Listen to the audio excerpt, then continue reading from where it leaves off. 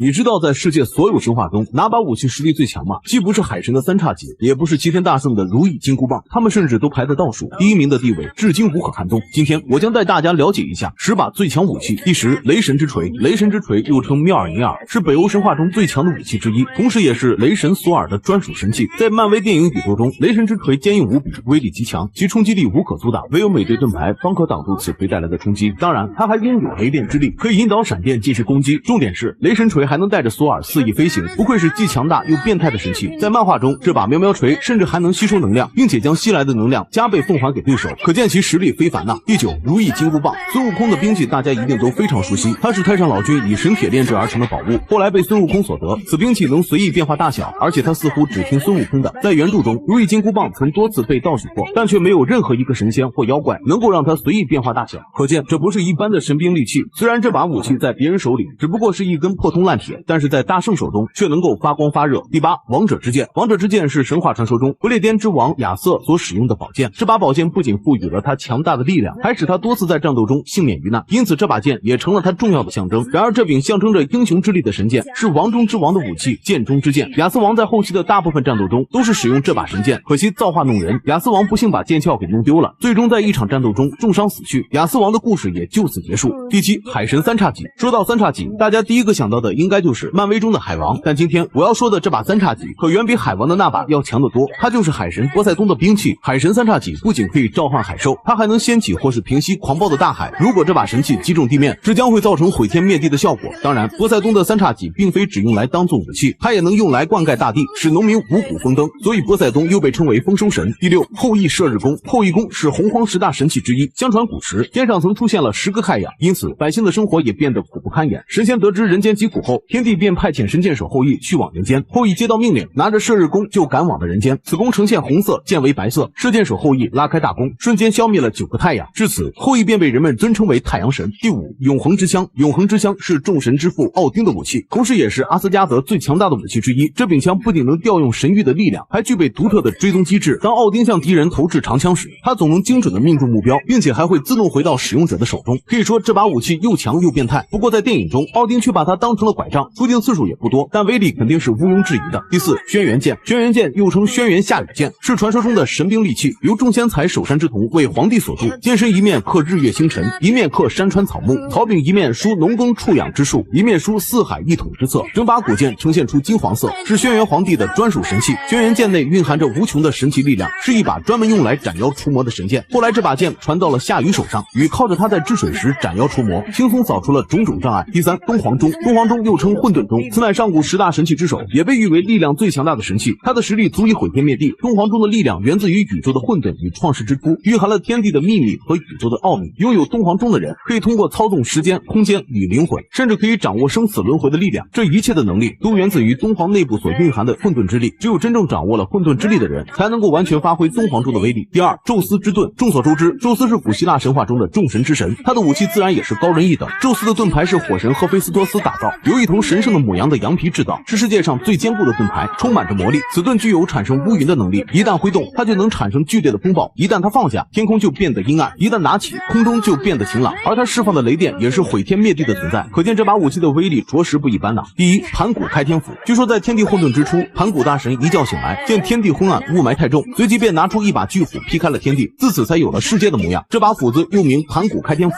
它可以说是中国神话中的兵器之王了，同时也是神话传说中最大的兵器。书中曾记载，盘古开天辟地，斧阔33000丈，柄粗3300丈，长66000丈。简单来说，一把斧子就有一个镇那么大，其重量更是达到了108000斤，并且此斧威力巨大，拥有分开天地、穿梭太虚之力，普通的兵器在它面前就是个弟弟。